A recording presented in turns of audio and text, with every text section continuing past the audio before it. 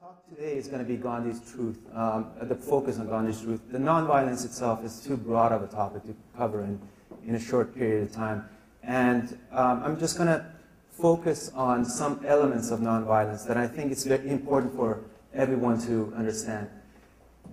When you talk to the civil rights leaders, people like Reverend James Lawson, one of the things they tell you is that the biggest problem we had during the civil rights was for us to help people understand that pacifism is not the same as nonviolence. There's a big difference between the two. And the challenge for them was that once people realized that nonviolence and pacifism are not the same, then people find the path themselves to organize the struggle and carry on the struggle in the future. And this is a difficult concept. Even I had a hard time understanding it. And I'm going to show you why it's so difficult to understand what's the difference between pacifism and nonviolence by showing you the definition of the two. This definition is from Gene Sharp's Dictionary of Power and Struggle, Language of Civil Resistance in Conflict. And this is what it says about pacifism. Belief in nonviolence as a moral, ethical, or religious principle by persons and groups who consequently refuse participation in all international civil wars or violent revolutions.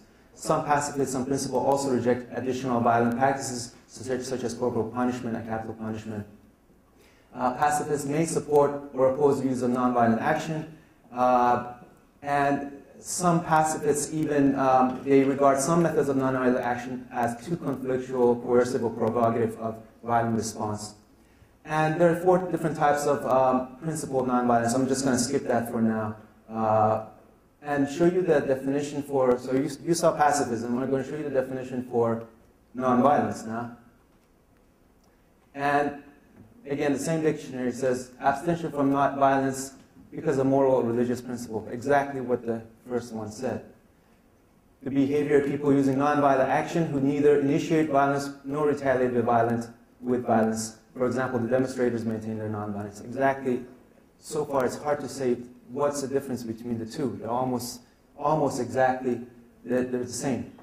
And additionally, in the same dictionary, it says that the term nonviolence should not be used as a synonym for techniques of nonviolent action because nonviolent action is often practiced for pragmatic reasons and is not necessarily tied to a general belief in abstention from all violence. And this is a classic example of the 1979 Iranian Revolution. A lot of people ask whether the revolution was a non-violent revolution that turned violence, or was it a violent revolution to begin with. And basically, it was a revolution that used non-violent action, street protest, but was within the concept of violent philosophies, and did not have a general belief in abstention of all forms of violence as a principle. So, what is the difference between the two? I mean, we looked at the definitions of pacifism and nonviolence, and they're almost exactly the same. And the difference comes into something that is hard to put in the dictionary, and it involves the general concept of the truth.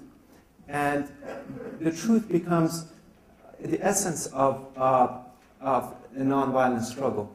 And when I was researching Gandhi's life and trying to figure out what influenced Gandhi, one of the most important books that Gandhi said he read as a young man, I went and obtained a copy, and I opened the book, and it started with this sentence, you shall know the truth, and the truth shall make you free.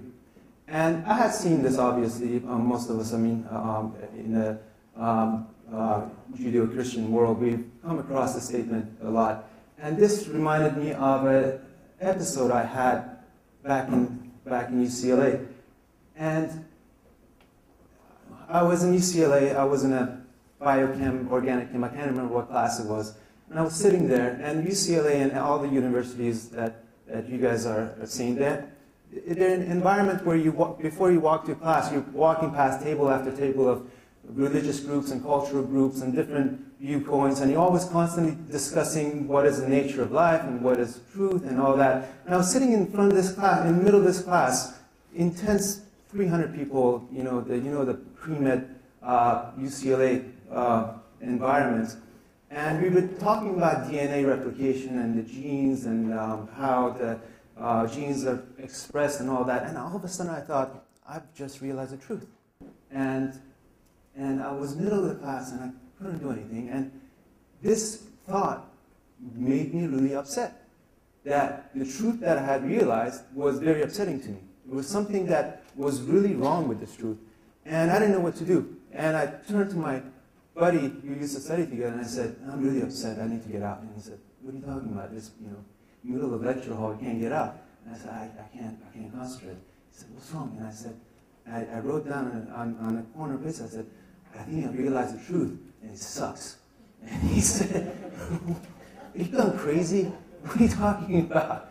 And I said, and I decided, I can't get out, so I'm just going to write him a note of what it is, the truth that I've discovered. And second, I said, I wrote that, the truth is that it's all about these genes. This damn DNA, that's all we're good for. We are a vehicle that carries this gene and passes it on to the next generation. We have to make sure it's in the right temperature. We have to make sure it's not radiated, and all of that. And these damn genes, after we turn 30, 40, they have a self-destruct button on it. And we start getting diabetes and cancer and back pain and all that. We don't matter as a vehicle. It's just, and this for me was the truth. And I came across this years later, and I remember that episode in college, and I thought, wait a minute, what is this truth, by the way? And where is this come from? And this book that Gandhi had talked about was Tolstoy's Kingdom of God is Within You. And Gandhi says this about the book. It says, it overwhelmed me. It left an abiding impression on me. Before the independent thinking, profound morality, and truthfulness of this book, all the book given to me by Mr. Coates seemed to pale into insignificance. And Gandhi came across this book when he was young. He was in South Africa. It was before he had really developed Satyagraha and his concept of nonviolence. And the book was had an immensely significant effect in the 19th century on a lot of thinkers. Throughout human history, there's always been thinkers who were pacifists, who rejected violence, who rejected wars. But what happened with Tolstoy was that Tolstoy, for the first time, Tolstoy was a very interesting character. He was from a military family. He was very wealthy. His father was an officer. His grandfather was an officer. They had a huge estate that had a considerable amount of wealth and income. And as a young man, he was introduced, he was taken to brothels, he gambled. He led a life that he said every Russian officer had, basically a life of debauchery, he called it. And what happened was that after he married, he went to his estate and he sat down for a number of years, and he wrote War and Peace. And immediately, he became not only one of the wealthiest men in Russia, he was the most famous man in Russia. And his book became immediately an international hit and was translated into French, into English, and he became worldwide known. And the authors in the 19th century, I'm not sure if you know, but they had a very different place in society today. When, for example, Dickens would come to America, the crowds that would go to visit him at his towns was kind of like Beatles coming to America. It was tens of thousands coming to the streets. And Tolstoy had all of a sudden had this kind of a fame, and also he had the fortune. And he, after writing his second novel, Anna Karenina, the first one he called, the War and Peace, he called the epic in prose, and after the second, he became a legend in his own lifetime. And after that, he started writing books against violence. And he wrote a book called What I Believe. And what happened was that this book was sent to America, to all over the world. And there were all these groups of people across the world who also had rejected violence, but they had didn't have a way to connect with each other. And one of them, the Quakers, were a Christian sect who rejected violence. And they started writing letters to Tolstoy saying, "Oh, we believe in exactly what you're saying. We've been saying this for centuries, and we've been practicing that." And other people, Lloyd Garrison's son, Lloyd Garrison was an anti-slavery activist in America. In 1838, his father had been one of the advocates against slavery and peace across the world. So Tolstoy became a beacon where all these different groups and ideas would converge. And what happened was one of these Quakers was Mr. Coates, who introduced Gandhi to give a copy of kingdom of God is within you to Gandhi, and this profoundly influenced Gandhi. And Tolstoy believed that war is inconsistent with Christianity and advocated human beings to refuse to serve in any army. Tolstoy was a deeply religious man. He was a man of God, like Gandhi. And he believed that the philosophy of non-resistance is the essence of Christianity. And everything else about Christianity are kind of human creations that have polluted the religion. And the Christianity belief has been used by the state and the church to promote violence, where the essence of religion, he thought, is exactly the opposite. And one of the things he started doing was that he started writing letters to different people around the world. And one of the letters that he wrote, which was very significant and important, is called A Letter to a Hindu. And he wrote this letter, he sent it to India, and the letter was rejected by the newspaper editors. They all believed that violence is the only way to overcome the British in India. And this letter was handed from person to person until it became into possession of Gandhi. And Gandhi had read the Kingdom of God, so he thought this is very important, and he translated into Hindu and printed it. And one of the things in the letter that he talks about is that he says that the truth that this life should be directed by the spiritual element, which is its basis, which manifests itself as love, and which is so natural to man, had to struggle not merely against the obscurity which it was expressed, and the intentional and unintentional distortions surrounding it, but also against deliberate violence, which by means of persecution and punishments sought to compel men to accept religious laws authorized by the rulers and conflicting with the truth. Such a hindrance and misrepresentation of the truth occurred everywhere in Confucianism and in Taoism, in Buddhism and in Christianity, in Mohammedanism and in Brahmanism, he tells the Indians. And in the letter he says, reject violence, do not cooperate with the British rule. The British rule is a form of injustice. And this became a very important concept for Gandhi. Gandhi was a confused youth initially. In his teenage years, he had joined a meat-eating group that thought that if we eat meat, we can overcome the British violence. And this went against his religious practice, religious beliefs. When he was 18, he was going to go to London, and his family said that you're not allowed to go because in England it's impossible for you to remain a vegetarian. And he was from a Brahmin caste, and they said that if you go, it's against your religious duties. So basically, he became an outcast at young age, and he was a victim of fundamentalism in his own religion at that time. And even after that, when he would go to family members, he would even refuse to drink a cup of water from their house in order not to offend them and offend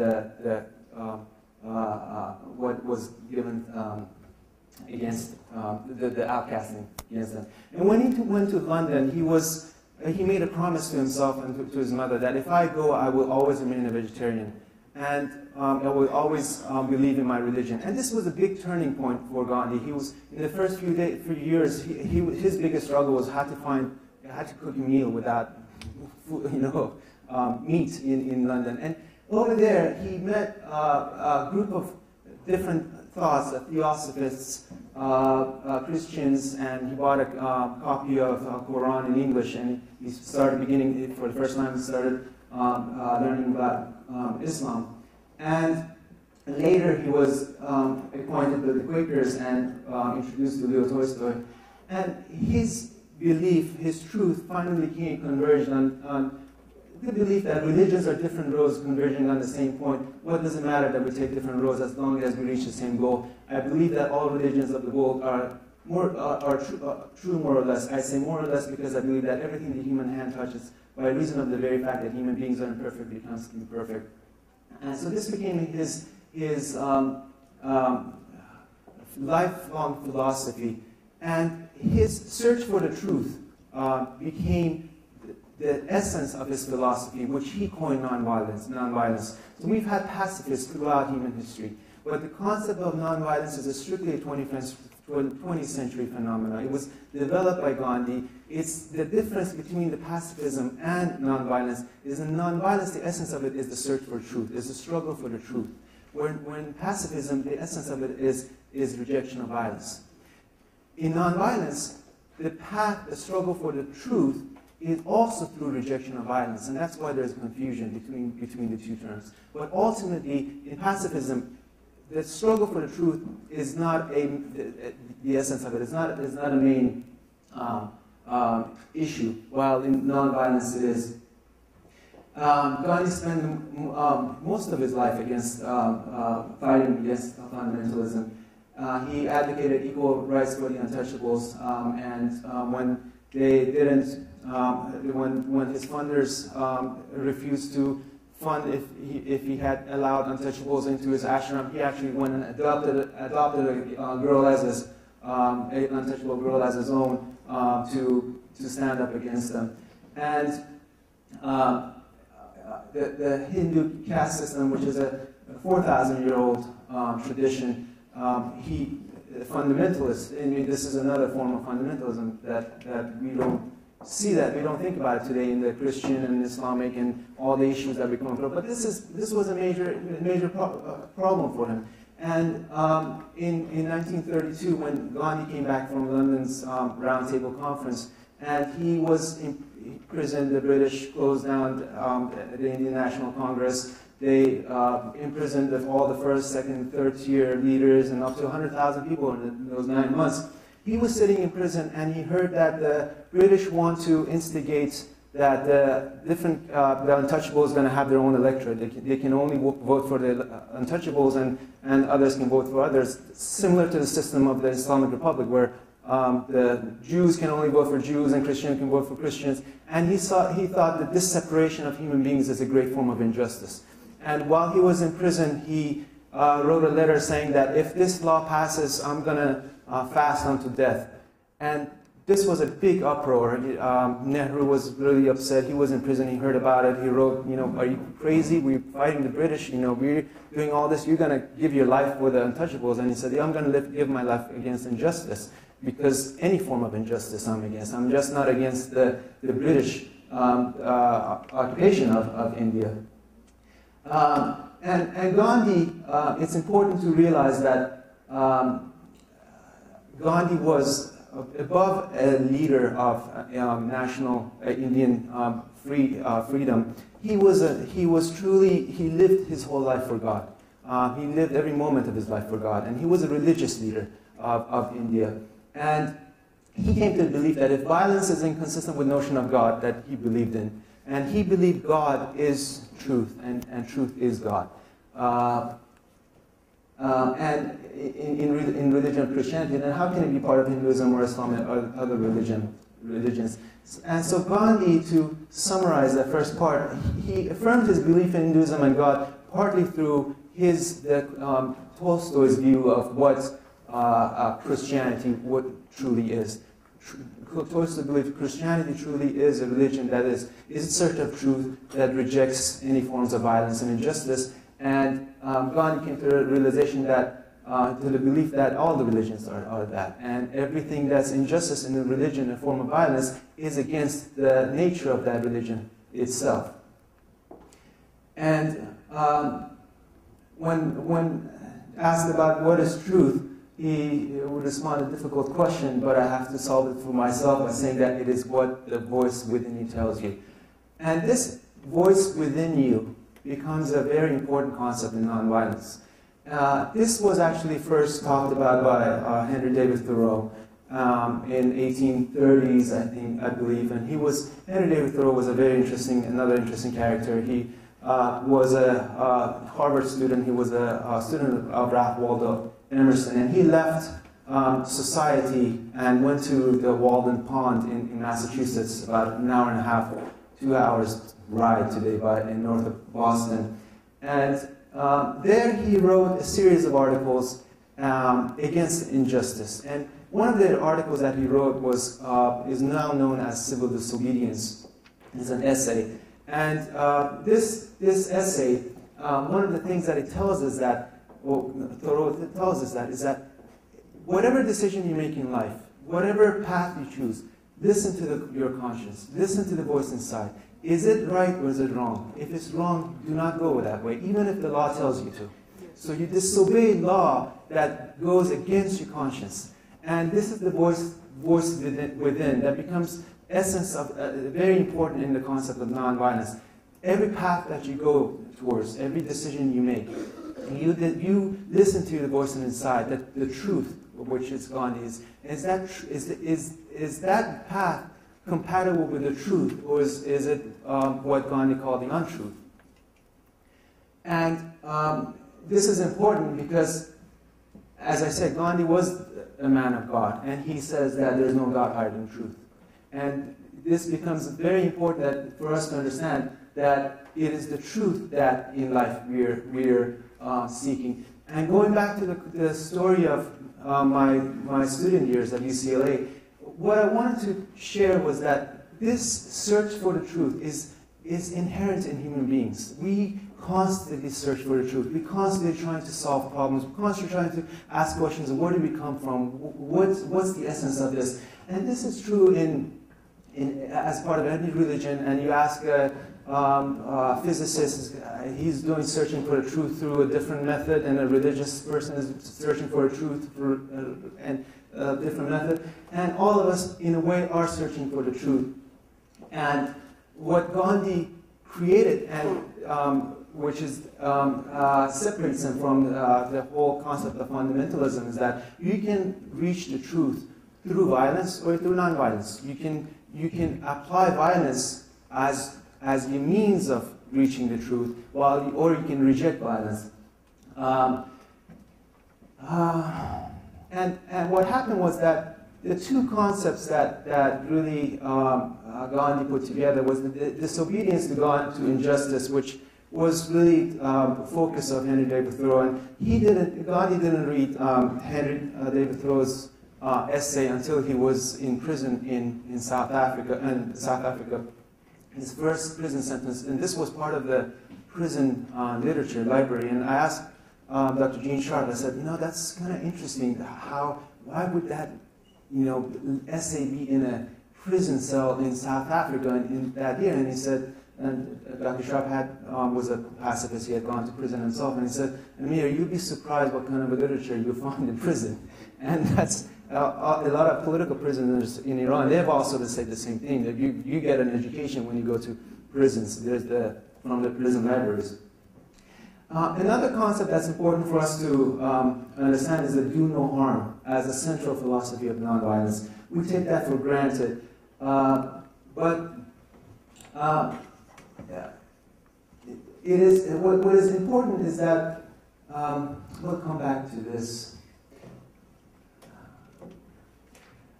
One thing that I failed to mention is that the struggle for the truth. Through the struggle for the truth, you come across justice. You find justice. And through justice, through the struggle for justice, which becomes an element of nonviolence, is where you struggle for equal rights, and ultimately human rights, and ultimately democracy. So in nonviolence, the struggle for human rights and democracy is ultimately a struggle for the truth itself. And you hear in the speeches and literature essays of Martin Luther King or Gandhi, constantly saying that our struggle is for democracy. Our struggle is for human rights. They don't say our struggle is to get equal rights in the bus. Our struggle is not equal, rights, in the schools. Their struggle is for the truth, and all of that becomes a part of their struggle. And then going forward, this concept of do no harm, it's also a central philosophy of Hippocrates and Hippocratic oath in the practice of medicine. And for me, I've taken the Hippocratic oath when I graduated medical school. And what was interesting is that I had also read Gandhi's autobiography while I was in medical school, and I never put the two and two together. I thought do no harm philosophy is just between me and my patients and has nothing to do with me and the world, the society. And we actually tend to adopt that in our lives too. We will say, okay, as a professional, I will do no harm, but then you go outside and then there's a different story. And for me to put the two and two together, that the do no harm that I took the oath for is really the same concept that Gandhi talked about. It was just application of it to everyday life. And in medicine, the concept of do no harm is, for example, you take a patient to a surgery for an operation. You know it's going to be painful, it's going to be a struggle, but your intention is not to do harm. And same thing with chemotherapy, cancers. You want to eliminate cancer. You don't want to be pacifist with cancer. You don't want to say, you know what, I'm against cancer, and you know that's good enough for me. Your struggle is against that injustice, the fundamentalism, whatever, or violence, and you apply it for every day. Everywhere else. So a nonviolent activist is also involved in the struggle to undo a harm, just like a doctor who's taken the oath, and applying that do no harm philosophy to everyday life. Another thing, well, we're going to get into fundamentalism more and more, is that one of the things that in nonviolence is kept repeated is that nonviolence is a form of struggle, as in war. It's a battle. It's a conflict.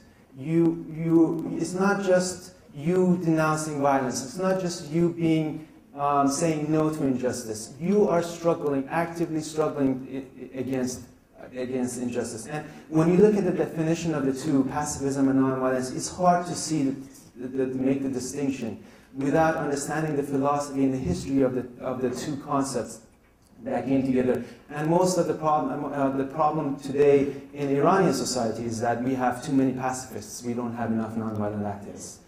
We have the same issue. This is the same issue that Martin Luther King had. This is the same issue that every movement has had.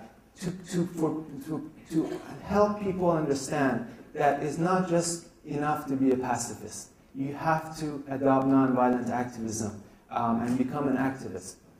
There are different classifications of nonviolence. Some in nonviolence justifies use of violence as self-defense, as long as there's no intent to harm. This is selective nonviolence. And the classic example is that if you see a woman being raped by 4 people, how can you advocate nonviolence? Would you not, advocate, picking up a gun and threatening them? And in that case, some people who believe in selective nonviolence, I believe in self-defense as a right. It's actually in the United Nations Charter for the Declaration of Human Rights. It's a right. You cannot take that away from a human being. But what we can do is that educate people that do no harm. The intention not to do harm is important. It's in violence. There's elements of intention for revenge and punishment. Where when you get that, when you remove that, then you're into the realm of philosophy of nonviolence. Now, we're getting close to now, how do we combat fundamentalism?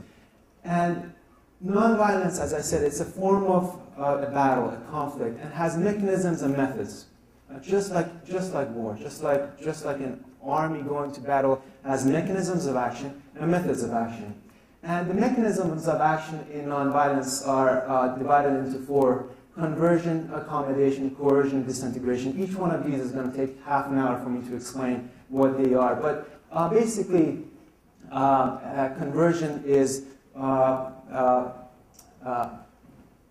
as an example, when we talk today, think about fundamentalism, we think about the 15 people going into a building, committing suicide and mass murder. And say, well, how can you convert these people into people who believe against human rights and believe in human rights? And the answer is that different people, you have to use different mechanisms. When you have 15 people becoming terrorists going to building, it takes tens of thousands of supporters, thousands of people funding this these operations, and each one of them are different. That you may not be able to convert that person, but their mother you can convert, their sister you can convert, their neighbor you can convert. Accommodation is a different mechanism where, as an example, there's a fundamentalist who feels that their views are being threatened, an imam who thinks that modernity is destroying is a threat to his views. And as an example of it is Khomeini in the 1979 kept saying that Islam is in danger. And this was a rallying cry for people to use violence and react. And in accommodation, you say, basically, we're not against your views. Fundamentalism is a right. You have freedom of speech, and I will protect your views however you want to interpret it. I'm against violence. We're not allowing you to, you can believe in injustice, but we cannot allow you to enforce that injustice into society, into others.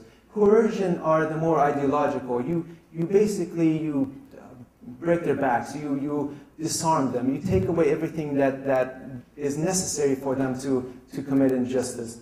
And the methods are classed into three different groups in nonviolence: forms of protest, forms of non-cooperation that is further classified into economic non-cooperation, political non-cooperation, social non-cooperation, and then forms of intervention, which popularly we know of Occupy movement as a form of non-violent intervention. But these are classified about 197 different techniques that we don't have the time to really get into. So we talked about this. Fundamentalism is also a search for the truth, but through any means necessary.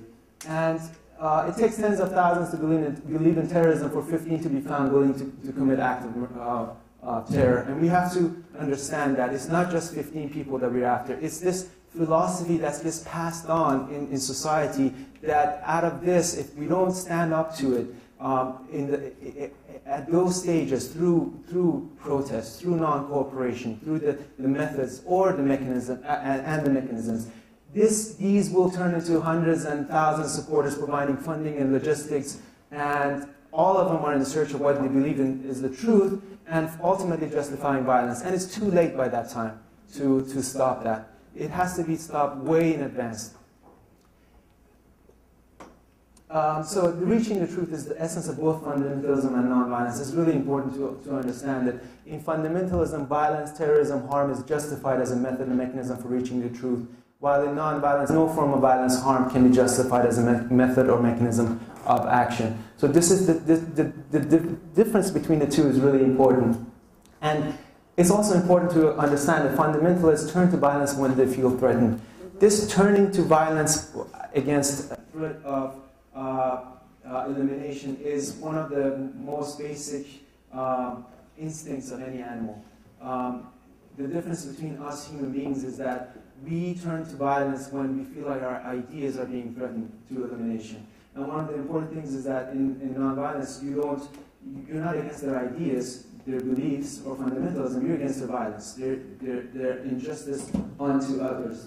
So the threat for fundamentalists could be modernism, pluralism, free speech, anything that they perceive as threatening. Religious fundamentalists view that God is only within their orthodoxy interpretation truth, and they want to eliminate all the other forms. Well, where in that elimination of other forms is a form of injustice, form of violence.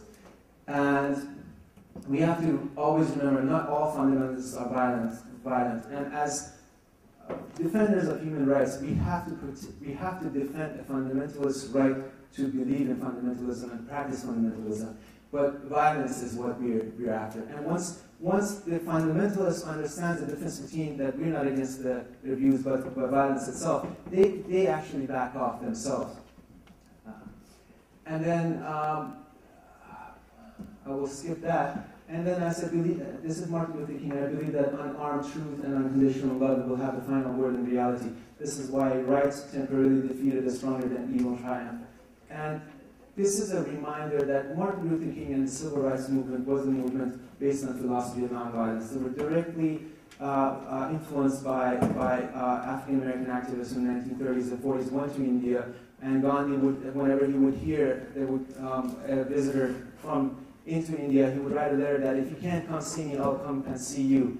And eventually some of these came back to the US, and Martin Luther King, as a young man, he went into a lecture one day by Gandhi, and he discovered his philosophy. And then, three things cannot be long hidden: the sun, the moon, and the truth, Buddha says.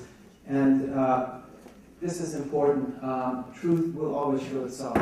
Violence will prevent the truth. And our main issue is going to be to eliminate violence.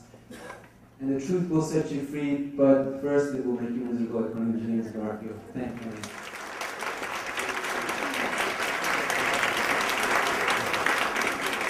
Any questions?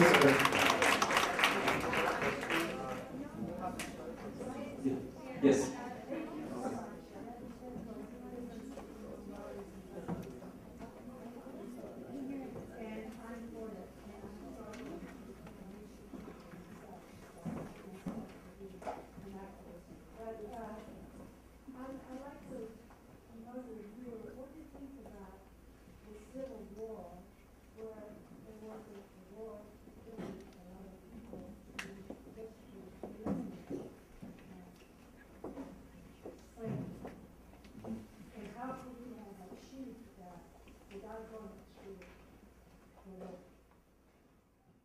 The Civil War is that, it's a good question. The question is where do you stand on Civil War and against the issue of slavery?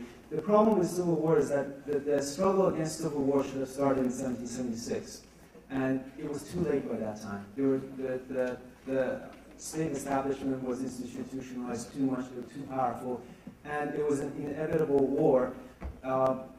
Any war, the problem when you look at it from nonviolence perspective is that the outcome of a war is unknown.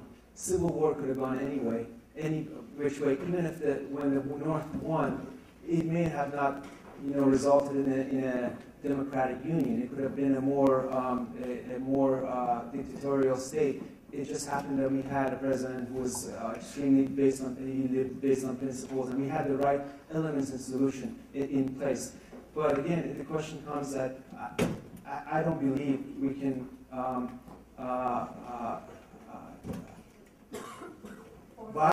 violence as a form of self-defense, which really Civil War became a form of self-defense, is not something that we can condemn. It's a human being's right, but we can try to educate and show different ways, the mechanisms, the methods of nonviolence, which were absent at that time, and which were really never practiced except for a few philosophers like David Thoreau and Garrison.